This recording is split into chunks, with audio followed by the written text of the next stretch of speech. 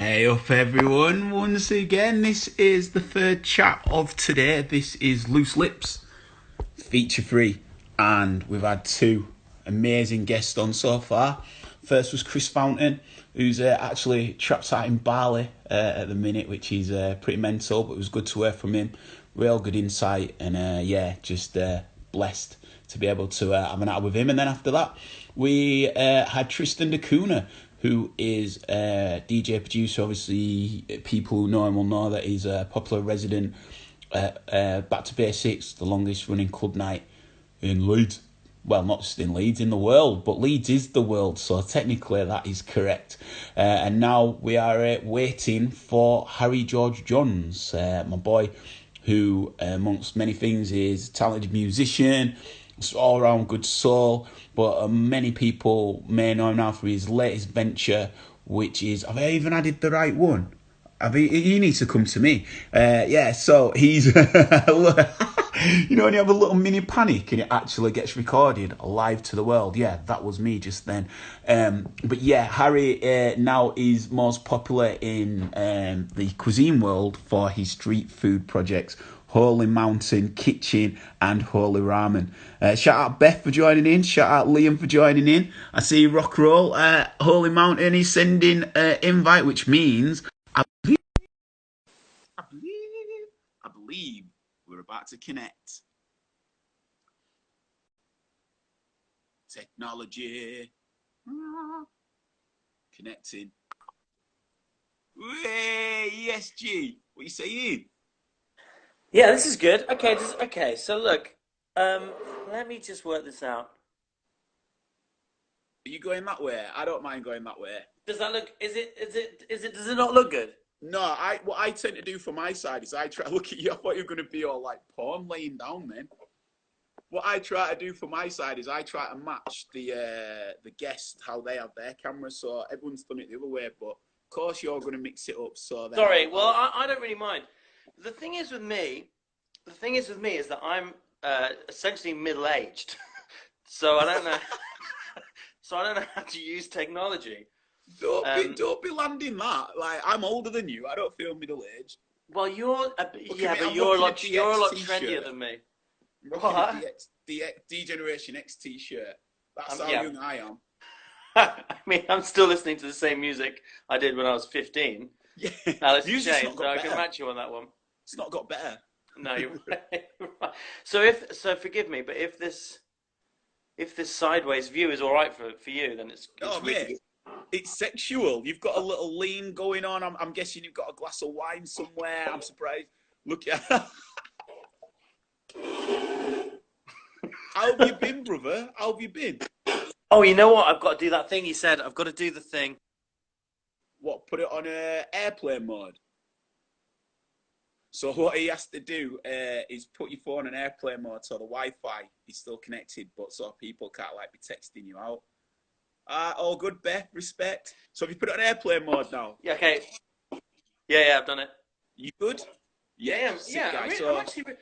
You know what? I'm actually really good, and I think that I've seen a lot of I've seen a lot of people online um, essentially lose their minds slowly because of quarantine. And I understand it. I do, and I feel like when I want to be, I'm quite a social person. Having said that, I'm that is so just happy. really. I knew there was a but. I knew there was a but. You've styled that. Having said that, it's just basically but. I mean, there could be worse. There could be worse situations. Like the internet exists, hmm and like I've got a pretty good book collection. I'm all right. I know what you're saying, man. Do you know what I think the crazy thing is? Is that I get it. I fully get it. And for me, I'm of the make and mold of like, okay, how do I adapt? How do I sort of get to it? But I understand that for a lot of people, it might not be like that. And that's why I'm sort of doing AK stuff like this to try let people just escape it, man. Do you know what I mean? I think you must get it those moments where you're almost like, oh, right, no, it is actually summer. Do you know what I mean? And then you got to, so there's things that trigger it every now and again. But yeah, what I'm looking to do is just help people escape, and then fingers crossed this is over sooner rather than later. And then Yeah, find dude. out. I couldn't, yeah, I couldn't agree more. I think that's everything you just said. I agree with, and also something that. So I've started to do these. I've started to do these like home cooking videos. Yeah, and you've been talking about this for a while. Well, this was the point I was going to make. You and I have spoken about this for a long time, and I think this is going to sound real cheesy, but like only until I saw people who I care about like seemingly miss human interaction did it make me think, well, if I can just train, excuse me, if I can just train myself to talk to a camera like I'm just talking to you, who like I've known for a long time, or like, one of my mates, if I can train myself to do that, which was definitely hard for a long time, and there are like a million videos on my phone that I don't want anyone to see where I'm just like stumbling my way around it. But my point is, it's taken this, and it's taken quarantine, and it's taken lockdown, it's taken me see people really like strive for human interaction, for me to like in no way, shape, or form think I'm like the answer, but like Play your part. people seem to like it. And, Yeah. and I mean, I was playing your quiz the other day in bed. Like, it goes both ways. Like, I like having a connection with people. We are humans, and we, whether we want to admit it, crave interaction of some kind. Like, it's all well and good me saying I'm just going to watch DVDs and watch books and read books for the next 3 months, but like, I'm already craving the pub. I'm craving, the sesh. The sesh, mate. The sesh is gonna be off the charts, man. I think people should be real about it. Let's not play it down. There's something about letting one's obviously metaphorical hair down, in my case. There's something to be said. Like, I can go drink 15 bottles of wine at 2 in the afternoon in my house, and that's great. But there's something to be said for just letting your hair down with your mates in a pub, in a bar, in a club, in a restaurant, and just fucking taking the piss out of each other and just having a. And I didn't realize how much I maybe took it for granted until recently. So this is the thing. This is, I think, that the fallout of this. And Sophia just shout out Sophia. She just put necessity is the mother of all invention, which is true. And yeah, Liam saying bring on the sessionos, mate. Tame Impala next gig we're going. You know that, my brother. But yeah, I think the same, bro. I think like when we're out of this, we've always heard the hedonistic tales or read or seen documentary of the summer of love. I think that's what's going to roll out here, like the summer of bliss. That's what I'm sort of looking forward to. I'd I love it. really think that we're going to take the connectivity, the sort of the alienation of what we've all overcome to unite us together. We can look everybody in the eye and say we've come through it. There's it's no different or worse, or like we've all come through the same thing. And I think that's what it'll bring, is that collective sense of unity and acknowledgement. You know what's interesting is you've just made a really good point in my opinion, which I hadn't thought about until you said it, which is that like when everyone's in lockdown, the fact that someone's got a tenner and someone's got 100 quid doesn't fucking matter anymore Not a at all. chance. So it's like, let's just fucking get it. And like, dude, I was talking to my friend Jim about this last night. He's a really good friend of mine who lives outside of Leeds, and I don't know how many people. I don't know how many people agree or disagree on this one, but he's a really good mate of mine. He lives outside of Leeds. I don't drive. It's a mission to see him. It's a train journey. Maybe it's a £15 train journey. Maybe it's a £30 train journey. But like the amount of times that we both were like, I can't really be asked. like, like let's just do it next week, and you never fucking do. Um, I think all of that's going to go to the wayside. Like, fucking put me on a train now. Mm. Like, I want to What see my fucking mates.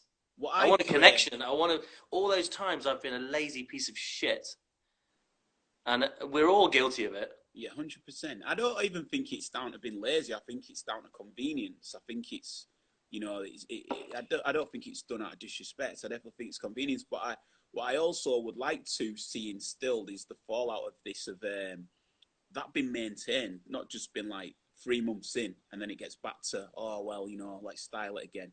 I think that this is something that will be spoke about and looked about in research books and in museums, and this is a proper like monumental time in history. And I really think that if we appreciate the sort of extent of it, then the aftermath of it will be even more great reward, because we'll all understand that we've all, as a collective, as a society, as a nation, have just, overcome something. And I really think that there's strength in that. I think there's strength in the human endeavour and spirit of just showing how resilient we are. I think there's a collective, as you say, doesn't matter what you've got in your bank, in your wallet, we've all come through the same. And I really think usually the conversation you get speaking to with strangers is like, oh, what football team do you support, or how's the weather? Like, this is it. This is the conversation. Like, how did you? And but it's real. It's a visceral, like, how did you find it? How were you through it? And everybody's got their own story. And I think I really do. I pray, I'm an optimistic brother from another mother. You know what I'm saying? And I really like to think that it really puts us all as a society as a level up. I really think that that's what I'd like to see come out of this. Yeah, plus I'm going to do loads of drugs. I mean, let's call a spade on this one. Well, I'm not going to say that you're not, and I'm not going to say that I'm not. But before we get stuck into that side of it, there's some shout outs. Oh shit, that's me off it already. What have you got lurking behind there, lad? No few comment. bits. Right. We've got Danny Jacks who's saying, going to Bury tomorrow, gigs would be a bloody luxury now, my dude. Bless him. We've got Anthony Danny, saying, love that guy. It better go to the wayside. We've got James who's just checked in, Duke Studios. Shout out to my brother. Barney's just giggling at that. But you are right, I think. But you are right, man. I think what I'm looking forward to is the sesh.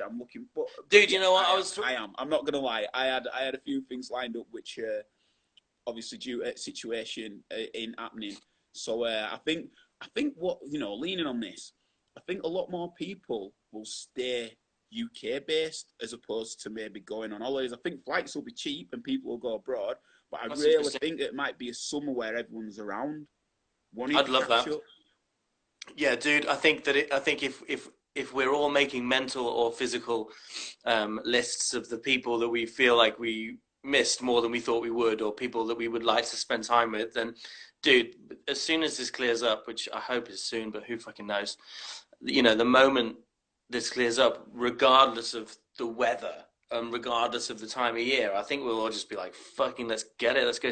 You can have a better time seeing three mates in fucking Southampton, with that, like, buzz about it, more than, like, just going to fucking on some holiday that's going to cost loads of, what I mean? Like, if anything, it's making me think, like, what's more important? Like, prioritizing. What's that old, like, the oldest thing in the book is, like, it's not where you're going, it's who you're with. Like, mate, like, if there's ever been a time that encapsulates that, it's the next thing after this. It doesn't matter where you're going, man. Like, it's who you're with. Go fucking get your boys. It'll be ace. Yeah, man. But something I was also thinking about, something I thought was interesting as well, is, like, it's all well and good you staying in and doing quizzes and me staying in and making fucking stupid cooking videos. What's, like, Bon Iver doing now? What's Kevin, your man from Tame Impala? Like, these, like, really creative, amazing, beautiful minds who have to stay in with their guitar in their studio. Like, I think, because obviously it takes so much time for a record to, like, get sorted out after you make it. I think as soon as this lockdown's over, 6 months from then, we're going to fucking hear some amazing music. Rather than the baby boom, it's like the creative boom. Dude, actually, honestly, absolutely that. I think that all of a sudden these fucking singer-songwriters and these amazing, like, people who have been ticking away anyway, making good records, all of a sudden they've got to stay in and they've got to, like, face themselves and their own music, and, like, only good things are going to come out of this. Anthony Freeman agrees with you. Well-written stuff rather than rushed out. Says, think of the new music for next year. Have you seen that Kevin Parker's doing a project with Mike Skinner? No. Bruv, I'm telling you, brother. Like, Mike Skinner posted up, like, me doing new music for he says, me do new music with Tame Impala, and I thought he just sampled Tame and were just like, putting his own lyrics about it. And like how quirky he is on Instagram with like the videos. I don't know if you follow him, but he does really aesthetically pleasing like short clips of like a banner and then someone walking past, the really arty, really like movie almost vibe. And anyway, he's doing that and he stood at window and he's like got Tame Impala like synthy beats, but it's Mike Skinner like chilled vocals. Then Kevin Parker stood in the window looking out, waiting on an old school like 80, 8810 or whatever, 8210, waiting for Mike Skinner to text. I swear, bro. I swear to you, bro. Shout out Dom in the room. I mean, me and you both know that, like, me and you, I think, are both of the mindset that, like, Mike Skinner is not only important and not only good, like, he makes good tunes, right. I mean, not only does he make good tunes, but I think, like, in 50 years, he'll be one of those where people go, there was more going on with that guy than we realised. Yeah, man. He's an heirloom. You are? He's an heirloom. Mate, 100%. I mean, you know me, man. Like, I don't listen to a lot of that kind of music. I don't listen to a lot of garage. I don't listen to a lot of whatever you would call that genre. But, like, he is bigger than all of that. And, like, I listen to those tunes in my 30s now, and I'm like, I can go back to those house parties. Do you know what I mean? Do you know what I mean? Like, I know exactly what you're saying. Where that stuff was playing, and there's a friend of mine, a really good mate of mine, who is from the same place that Kevin Parker's from in Australia. This is like West Australia, right? Fremantle Perth. Or whatever. Yeah, just outside Perth, Fremantle. And apparently he, now that he's a bit bigger, this might have changed, but apparently he's just some guy who loves going to the pub. Yeah. And if anything, Mike Skinner is just some guy who likes going to the pub. Do you know what I mean? Yeah, so I can imagine those guys getting on by the sounds of it. Yeah, you could see. And not only that, but the respect of the way that they make the music. Like they've got a lot of similarities. Thinking about it, like the Streets is basically Mike Skinner, Tame Impala's basically Kevin Parker. So they all make the music, but then get a band around him. I think that they make timeless music. It's one of those collabs that I could have only have ever dreamed of. And then when I saw it, let's just say I needed to change some pants. Yeah, I'm definitely going to look that up later, big time. That sounds honestly, I think that's coming out over the next few months, so that's sick, man. But let's switch it to you then, brother, because we properly met, I'd say, when I started DJing when you were managing a bar in Leeds. Yeah. Milo, shout out Milo. And you were a lot more music oriented. Thin. I'd say then. You were what, sir? A lot more thin. You're a lot more music orientated, I'd say. And, yeah, I think so. I was thinking about it today. I've actually started to put in a project together today. A music project, but there's not really enough to say about that. But yeah, no, it definitely was way more music. That was my life, all the way through my 20s, So this is it. This is what I sort of wanted to lean on to, is that I find that a lot of people who are on with their paths at the moment, they tended to discover what they perceive as their calling or what they're rolling through with now, maybe in their later 20s. So how did you find making a shift? Because I think that you were rather synonymous with that lifestyle. So to almost hang that up is almost hanging up what people would view you as. So how was that making a transition into not just a new career, but a new lifestyle? That's a really good question. But I can answer it without waffling on, I think, which is this. Since I was 21, I was in a band full time. Like, whether it was trying to do uni, I didn't pick up my uni degree because I was on tour in like fucking Belgium with some punk band or whatever, Like, all the way through my 20s, to varying degrees of success, I was doing bands. But the kind of music that I was always drawn to, not to listen to, but to perform personally, was high intensity rock music with like exciting live shows or whatever, like the visceral side of rock and roll music. And the thing is, man, like, you get to fucking 30 and it's just harder.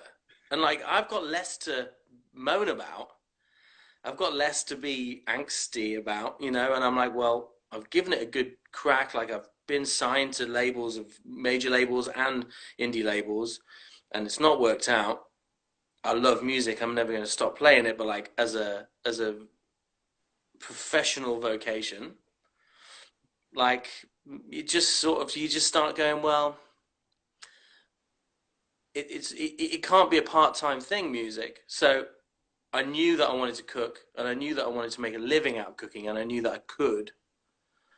And I didn't want to do cooking half-assed, and I would never want to do music half-assed.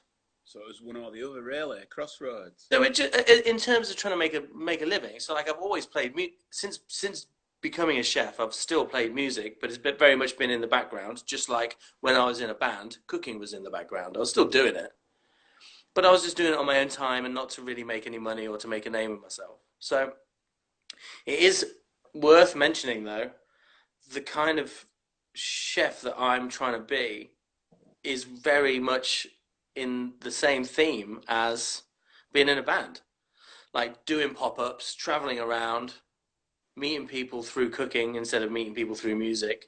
Do you feel, sorry to cut you, do you No, feel no, that no, that's pretty the much it.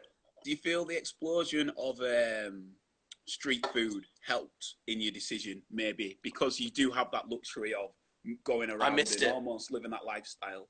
I missed it. I mean, that street food thing happened. The street food boom happened before I was a chef.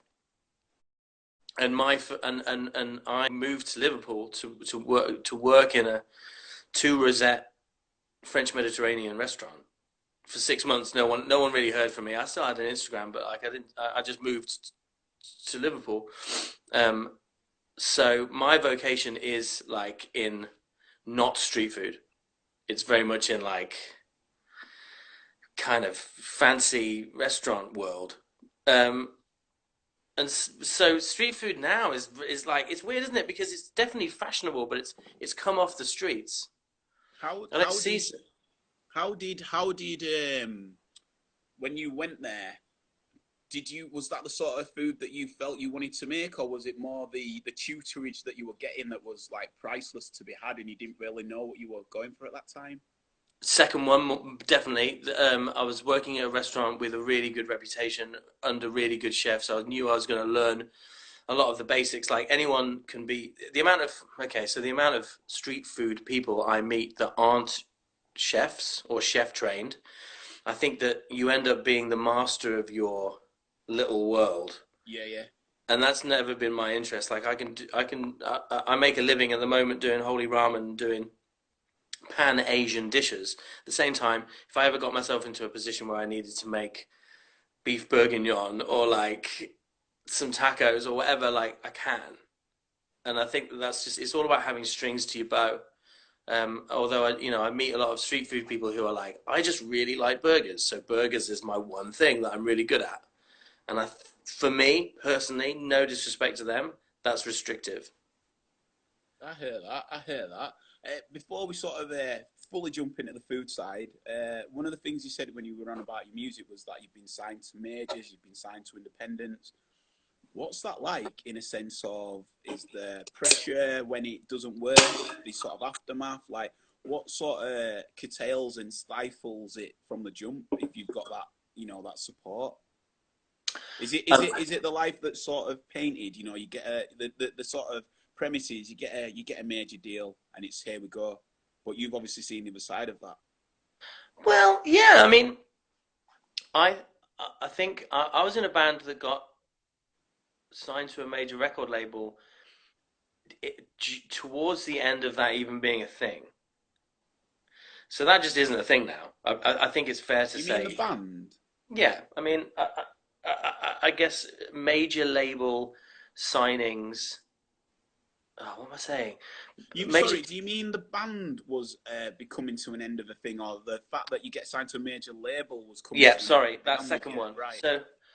So we got signed to a label, a big label with money, and we didn't have and we were new. So that doesn't really happen anymore. But new bands, who don't have records out on indie labels before moving to a major label, doesn't seem to happen so much anymore.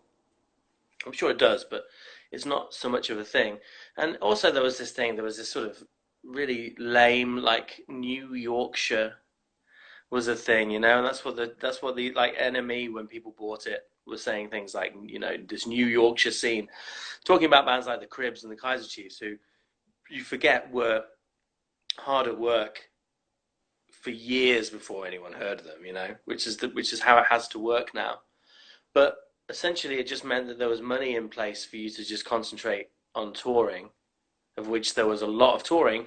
Again, there were like a lot of fucking venues, which isn't a thing anymore. Like, Mm. obviously, we're so lucky to have places like Brudenell for those mid-level, mid-sized bands, but like a lot of those places have gone now. Mm. So I can't even understand if I was to get signed again tomorrow. I don't know what that would mean because wouldn't know what to do with that freedom. But to answer your question, I was never in a band so big that it was like I was, you know, we were in a particularly luxurious position. But it did mean when we were doing stuff with EMI, it did mean that we could take band practicing seriously and do it 3 times a week, tour, not have to pay for it out of our own pockets, get on flights and do radio station stuff in Europe or whatever, and it not be a financial personal burden. And I mean, I do definitely miss it, but I just don't think it's there anymore. I don't think it exists anymore. So you think you were at the tail end of that, and maybe that might have impacted where that went on, or do you feel as well, it, as you were saying, it might have maybe ran its steam, and you felt like you wanted to focus more on the food side? Um, I Because think I just think what I'm sort of gauging it at is like, if you're not that close, but if you're almost like there, and you've took the opportunity, but also a risk to switch it, and it has been successful, but like there must be a proper burning desire why you've gone from one which is almost there to a different tangent altogether and almost start again. yeah, I mean, I know what you're saying. I think I would just say that it never felt like we were on the precipice of greatness. It felt like we could have spent another 10 years playing to 250 people a night and probably not getting much bigger than that. You know, sometimes you feel like you hit your stride earlier than you perhaps want to, but that's still your stride and you're not in control of your stride. Do you know what I mean? Yeah, yeah, yeah. So I'm like, right, cool. I've spent 10 years on the road. I've fucking done some amazing stuff. Like, I'm really very lucky to have the dinner table stories that I do. But honestly, hand on heart, cooking gives me that same buzz. So talk to me after Liverpool and you decide to set up your first venture. After the food that you were sort of under the tutelage of being made, how did you sort of come up with the concept? Go into the name as well. I know you really buzzed off the name and you were a bit gutted when I didn't get it. Yeah, maybe. Really easy to answer that one. So, um, my I, the restaurant I was at on the Wirral, which is where all the footballers are, um, really fancy, blah blah blah. But it was very seasonal, so it did all its money in the summer because it was right on the River Dee. So as soon as the sun went down for the year, people were like looking at each other and like talking about, you know, maybe doing less hours and all this bullshit. And I was like, look, I'm done. I've done 6 months hard fucking labor. I'm out. Um, so I was on a train to go back to Leeds just to visit some mates and just have some beers. And I got a phone call from Cy Ord, who owns Sandinista Group, and he said he's opened this.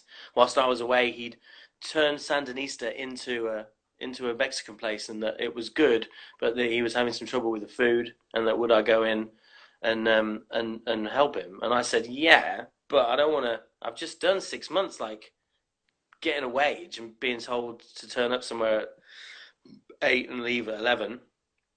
I was like, how come? Why don't I just YouTube how to start your own business, and I'll pay him a rent, fixed rent, and I'll just see if I can get the food going there. It was, what was it called? Cheetah Cantina. So I said, oh, yeah, I'll do it, but I'll pay you instead of you paying me. And don't tell me what. I mean, he was so fucking cool. Like I said, I don't want you to tell me what to cook, but I will promise you it'll be good and it'll be Mexican. Also taking into consideration that my best friend in the world is a Mexican chef. He's moved back to Mexico now because of all this stuff, but so like who I would consider such a close friend, he's like my brother or something. Um, Luis Michel, the best fucking guy in my life. He's a Mexican guy and he's an incredible chef. So, and he was working as a sous chef in the restaurant that I was working at in Liverpool.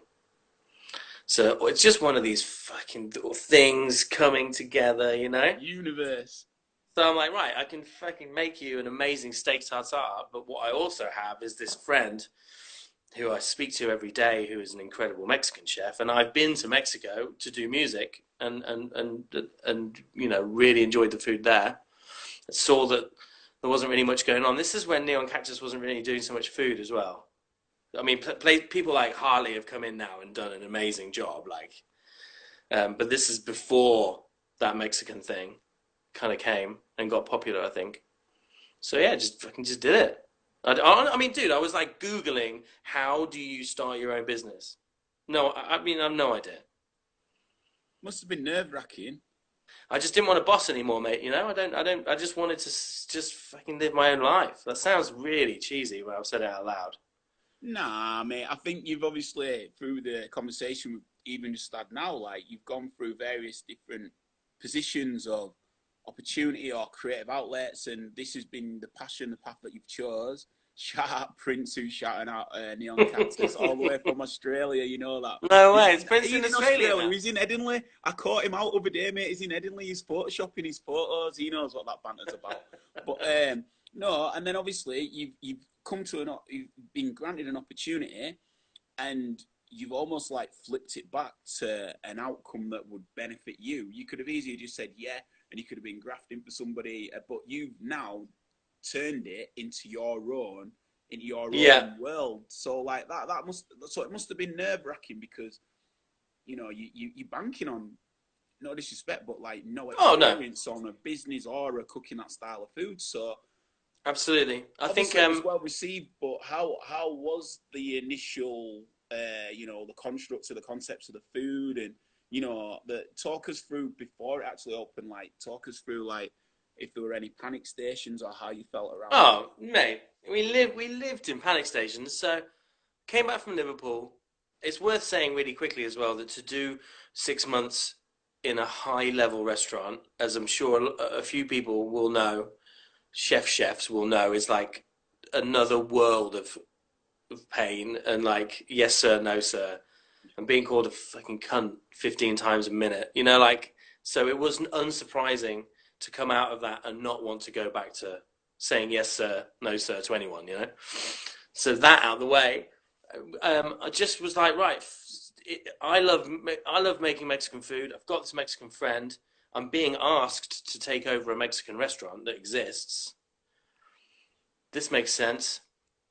I mean, really, like my like death row food would be tacos. Like I do genuinely love them. You know what I mean? Such Like a I'm good this. question, that. It's not just like a bullshit thing. Like I What would love, your death row food be? Such a good question. I might have mate. that, mate. I Cheers. mean, infinite fish tacos for me. Um, so it On the kind. fish tacos, Sophia's just said Holy Mountain, best fish tacos ever. Yeah, no, Sophia. Bloody Shout hell. out Sophia. Yeah, We've got shout out Oz and Sophia. Portugal in the house. I mean, a lot of people have a lot to thank her for. You know, 100%. a lot of people in the city of Leeds, me included. You know, um, And me. yeah, she's a fucking legend. Yeah, man. So to answer your question, um, it seemed like Mexican food was the way to go, and it seemed like to me like I didn't want to have a boss anymore, and so I just thought, right, what's cool? I don't know. Well, it's something that's Mexican and that I like, and that slips into like Western culture as well as traditional Mexican roots is a film, one of my favorite films, and also John Lennon's favorite film, which is called The Holy Mountain. You put John Lennon in there because when people don't get it, you're like, "What's this film?" And then you add John Lennon, and it's like, "Oh, maybe I should Yeah, go." dude. What it means is it means that people can go, oh right, yeah, okay, okay, I get it, and Yeah, then yeah, they're just like, exactly. but I mean, I'm just being a fucking hipster, you know. But it's just a very strange early '70s Mexican drug sex film. But it's not exploitative. But anyway, so I just nicked the name off that. Holy Mountain sounds cool. And there was like a tattoo parlor in Doncaster called Holy Mountain, and that was it in England. Did you have to speak with them before? Yeah, of course. I messaged them. I mean, I just messaged them on Facebook and said I want to do this. Is it okay? And I think I probably said something lame like, I've got tattoos as well. Do you know what I mean? Like just you just clutching at straws. Like I don't know. I've got tattoos, so please. Anyway, they were really cool. They were really cool, and that was that. Yeah, just fucking. Dude, I'm still working it out. Owning your own business is a fucking ball ache, and I still haven't been doing it long enough to really reap any serious rewards. Apart from no one tells me to get to work on time. Um, but I do love it. It's just fucking hard. I mean, it's hard. I feel like you have to make a lot of mistakes before you find your stride. Well, what's interesting is off the back of that, you then didn't just want to stick with a one style of food, which if you get into grasp with something, that might be the straightforward way, but you went left field, step two, Pan Asian, the birth of Holy Ramen. So was it quite similar to translate what you've learned from one to the other? Is it, a similar entity? Obviously, the different names, but under different umbrellas. Like, does one live? Does one go on the shelf, or does one come back? Is it like one's your main piece, one's your side piece? Like, what's the crack, man? My side piece. Okay, I'll answer that. So basically, Holy Mountain Kitchen was me doing whatever I fucking wanted. That's what it turned into. So after I left Sandinista, and I set up at East Village. Mm-hmm. You know, like unbelievable, forever shouting out East Village. Yeah, yeah, yeah, Like 100%. all of my best friends, the best times. You know, I'm still go there. I still love those guys. But that was when it kind of became less Mexican and more just like I'm just going to do what I want, and that seemed to work. And then when I got an opportunity to go into Assembly Underground, I think a really long and boring story short, I had to think, right, what's essentially gonna make a good living? Because instead of me just cooking in my mate's bar's basement, I'm like in a legit place with bills and with like people and like a serious infrastructure. So I was like, I can do Mexican, I can do tacos, and really push that. But or I could see if there was maybe a gap in the market. I hate that expression, but like, is there Well, something that rather I? than that, something that is on the cusp of being popular, because I know that a discussion that I had with a chef who's a friend of yours, Matty, shout out Matty every time, and he told me years ago that he felt that this style of food would be coming in. So yeah, you saw like the head of the curve. That might be a better term for you. Well, I would absolutely not want to toot my own horn in that one, but basically, I went. I liked ramen. I worked with a guy who wasn't Japanese or Chinese, but had a Japanese girlfriend and he would make ramen for the staff in Liverpool.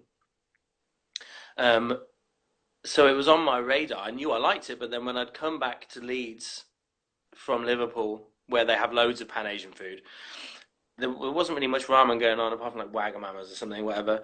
Um, so yeah, I mean, I just was like, fuck it, no one's doing it. I'll just do that. Like I like it. I think I don't mind being on record to say that like tacos are in my heart, but like I don't mind making. I like. Asian food. I like Pan Asian food. I think we do it a bit differently.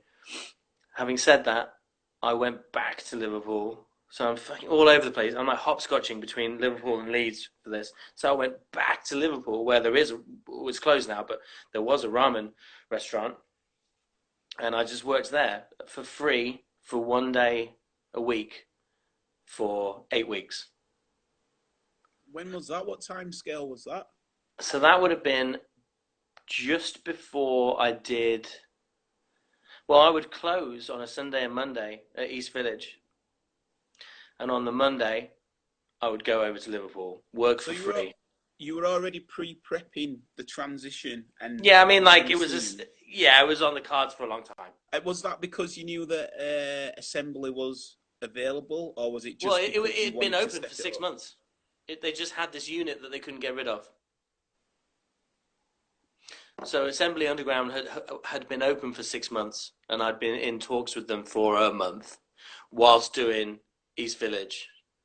And then I was like, I can make a bowl of ramen, but like, I need some legit credentials. Mm. Excuse me. So as I said, for 1 day a week for 8 weeks, I can't remember.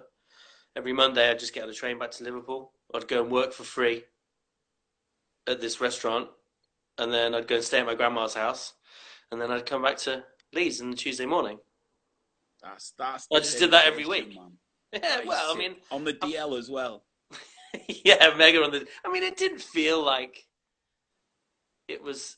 It didn't feel cool at the time. It felt like hard. It felt like work, and it felt like a prolonged amount of time where I was worrying. Like I tried to do tacos, and I still think I don't want to make a controversial point, but I still think that Mexican food hasn't taken off in Leeds. I'm not saying that Neon Cactus isn't great because it is, and I'm not saying that Lupe's Cantina isn't great because it is. Um, but it hasn't taken off in that like hasn't gone to that next level, has it? Yeah, like when the burger boom came about. Oh, yeah, yeah, yeah, Pizza now, like there's, I mean, yeah. for my money, Pizza Loco is the best pizza in England, let alone. Shout out Ollie. Oh my God, 100% shout out Ollie. Like Pizza Loco is absolutely the best pizza I've ever had. I think. Just sorry to cut you in. Maybe No, just do like it. switching conversation a bit. No, no, no, Is there do a it, lot do of it, do it, do it. is there a lot of camaraderie and respect? Like you say, you're shouting out Ollie Pizza Loco. Is there a bit of a hub, a community, a proper like like a connection? Because essentially you're going into the unknown, especially for yourself. You learn how to build a business. You're learning the food because you feel like that's the angle you want to take it. For example, but it could be quite solo because it's just yourself doing that and then you're getting people on board. So is there like a support network between other street food vendors or other independents? Yeah, I think for the most part there is. I think that. I mean, I'm a better chef than everyone, so it's difficult for me. Um,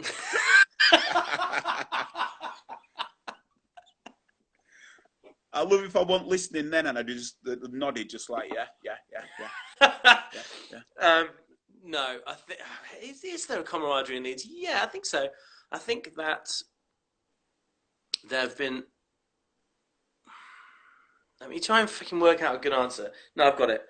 Um, we live in a world where there is always an option beyond going to the independent, cool place. So whether it's burgers or pizza or Italian, pasta, whatever, for the most part, there seems to be an option where you can go to the indie street food place or a much more commercialized version of it. Now, what that means is that really the product itself has to speak louder than whether it is independent street food or not. Yeah, Are yeah. you with me? Mm-hmm. So, like, for example, Pizza Express does amazing pizzas. Like, probably my second best pizza in Leeds after Pizza Loco. I'm not just bullshitting with you. I'm not. No, I'm Do listening. you know I'm what I mean? I'm listening. like, I'm surprised by that, but I'm listening and it's fair play. I think you can go to any Pizza Express in England, and you will get the same good product wherever you go. You don't go to. That's the thing with street food is that like it's inconsistent. Yeah, It, okay. it can be inconsistent, and I'm not going to. I'd rather prop things up than bring things down with this conversation. But like, we probably both know examples of places that are independent and maybe run by people we know or like or whatever. But like, sometimes you go in there, you have a great experience, and sometimes you don't, and that's because more often than not, you've got like a small staff group. Like, money's more of an issue. Like, people are stressing out. Like, it's hard to do this. So what you do has to be elevated above the Pizza Express. So I think that what I'm saying is in Leeds is that you can, if you do a good thing, then you'll be respected for it. And that's how like this sort of scene works, you know? Like you can be, unless you're friends with someone before, regardless of what they do for a living, like if you meet someone who's cool but they make a shitty burger, then that's you just the scene. You know what I'm saying? Like I think I know. I'm babbling now, but I I know think what no. I'm I saying. think what it is that you, the, You have to be good. yeah, you have to be good and you have to be authentic with what you're bringing because people ain't just gonna like lick your ass for the sake of it. You've got to still give some sort of thing. But what I love about Leeds is they do get behind their independence if they support it, and they're vibing with it. I'm conscious of the time, so I want to give you one other question if I can sort of remember. Right. So yeah. So obviously, what we're going through, I saw that you started doing deliveries. So how have you been adapting to the current situation? What I do is because I don't have to worry about any physical customers coming into the building. I just get as drunk as possible, and I don't have to worry about coming across well in front of anyone. But it does make for spontaneity and flamboyant takeaway noodles. I'm kind of not joking. Has it been? But has that been a good way of obviously from the Yeah, hit of it's. what you'll have felt? Has it been a good outlet? But also, has it been people been taken to it?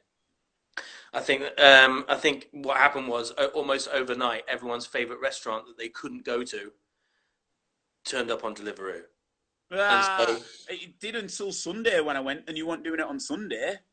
well, I yeah, wanted I that's wanted a my ramen with my WrestleMania. yeah. Sorry, I was really hungover, but I think the problem is that now, like, I don't know about you, but I used to have the restaurants that I like going to, and then I used to like have a couple of takeaways that I really liked using when I was hungover as a treat. Yeah, your Now, just because essentials. yeah, and just because we're in lockdown doesn't mean everyone's got loads of money, and like takeaways are expensive, Mm. so it's difficult. And a lot of my friends who have never done delivery before have started to do it now, like Donna Summer, more, people in Assembly, Pizza Loco, all these places are doing it. So you're in competition with some fucking good guys. There's only enough people and money to go Mm. around. So you've got to make sure what you do is good. But we do Chinese food essentially, like takeaway Chinese, but not greasy and quite healthy. It's only going to appeal to a certain market, but we're doing all right. Yeah, we have to do that. Nah, that's fair, man. And would you ever consider any other platforms other than Deliveroo? Just because, and respect to the frontline workers like Deliveroo, ain't a shot at them, but it were fiver in delivery, and I was like, I should get in a taxi and come back and pick it up. That's cheaper than a fiver on the extra bit. Do you know what I mean? So It's like, interesting you should say that, Ben, because the restaurant themselves chooses that. So ours is one oh, pound is fifty. it? So if someone's charging you a fiver, they're essentially corporate wankers. No, Okay. not really. Obviously not. But like, we reached near the end, and now the truth's coming out. no, no, no. I don't know how much people charge, but we charge £1.50 because It's that seems interesting to like know that. fair. Like It's it's just interesting to like know that. I'm trying to cook The- for people who are like us. Yeah, there were a couple that were like five, and I was like, "Is this all Deliveroo?" I didn't realize that Dude, that was that's shaped how fucking the place was corporate set up. greed, bro. That's fucking Apple Macs and iPods and Steve Jobs. Okay. Yeah, I mean, I'm a yeah, consumer of the Apple, man. It's the apple of my eye. Way. nice. Brother, I've got another chat coming up. I've got another couple of chats, but I No, wonder that's if fine. I wonder if there's anything that you want to wrap up and say where people can find you now that you're not, chatting. I put him up on one page. He's going to another page. He's telling me he's on this Sorry, page.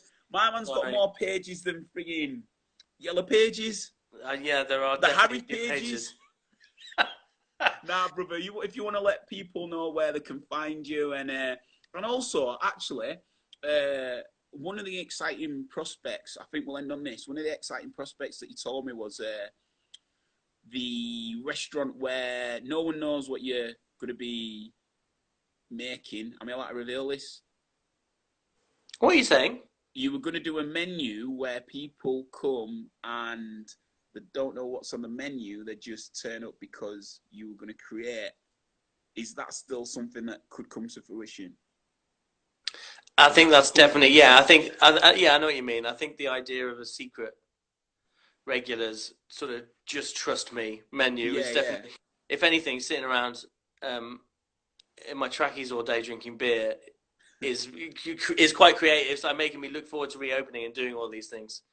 So yeah, that's definitely something I want to do. I think you got to like. I think we've developed a degree of trust with our customers now, whether it's Holy Ramen or Holy Mountain, where people just know that we're going to try really. I'm going to try really hard to make you some good food. So yeah, that would be really good. And yeah, to sign off, like Holy Ramen Leads on Instagram is where we do our Asian bits, very unconventional, and that's on Deliveroo at the weekends. And then the rest of the time, I'm on Holy Mountain Kitchen, which is this account, doing tutorials um, and just generally like trying to trying to get rid of all the bullshit with cooking and just make sure that everyone of any ability with whatever ingredients they've got can make something half decent. Yeah, anybody who's checked in, when he says tutorials, he's really giving you like a real quick, in-depth way of making some real nice knock-up like food that you might believe would take longer than it actually does, and he sort of gives you the way of making it with its most flavour, but in a way that you can make it to hand. So definitely check Yeah, it I'm out. basically like at the absolute opposite of Joe Wicks. Yeah, mate. Well, you need to get some Joe Wicks workout in morning. No, in fact, Joe Wicks can do workout in morning, and we can do sipping at night. Yeah, you're right. I'll take a That'd be a big good. part of his book. That'll be a good one. Just two brothers sipping. Just. I'm gonna before you shoot. There's been a lot of messages. There's been a lot of love that's come through. So I'm gonna say Amanda Keegan says she gives a shout out to you. Oh Uh, yeah. Teddy joined in. Shout out Teddy. I know he went London, didn't he? Just Oh before all mate, this. Teddy, watch that fucking boy because he's gonna do some absolute bits, Yeah, absolute bits with cooking. he's a good guy. He's a good guy. Benjamin Ian says you never worry about that anyway. I think that was when you were on about the flamboyant cooking in yourself a bit more. He says you never worry about that anyway. Well, he'll know because he's another amazing chef in Leeds. Sophia shouted you out as well, and then Laura Wellington just said thanks for the cooking lessons. So Oh, I people are love definitely her. paying attention, brother. And Yeah, shout out Sheep Street. Sheep yeah, Street. Sheep Street all day, all day. Yeah, exactly. And shout out, you'll tell me because I should have it on the tip of my tongue. The It's food fine. place with Dan. Oh, eat your greens. No, it's not Eaty Greens there, is it? Oh yeah, like Sheep Street cafeteria or whatever. Yeah, yeah, yeah. You know what I'm saying? I can't Yeah, remember yeah. the name of it. Dan and Jim Laura, fucking repping it up. Yeah, man. Of course. I mean, if I what's could, it called? I'd spend an hour. Group. Something group. Grub and Grog. Yes, group. Yeah, shout out them. Is that what it's? Okay. I thought it was just Sheep Street Cafe. I'm obviously wrong with this one.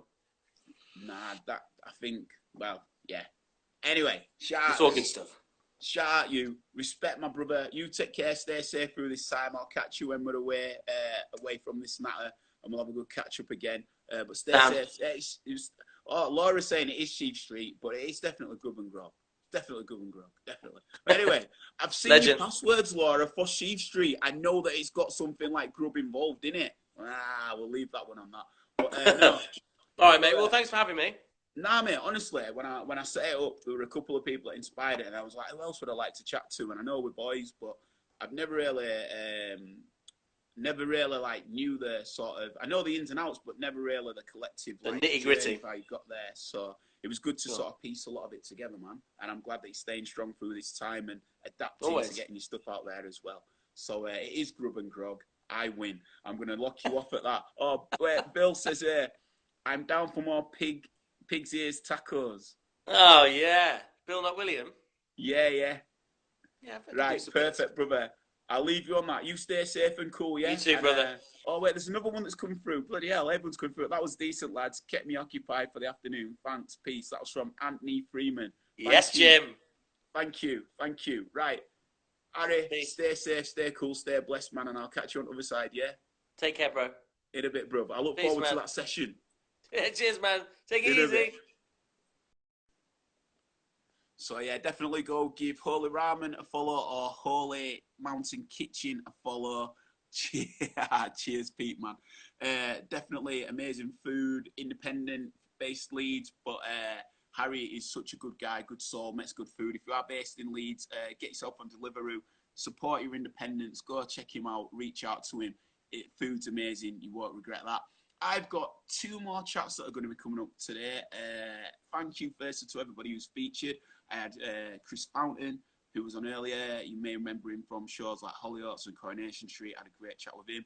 Tristan Nakuna, who is a DJ producer, resident of Back to Basics. They're both on my lives now. Obviously, thank you to Harry, who's just took part in that chat.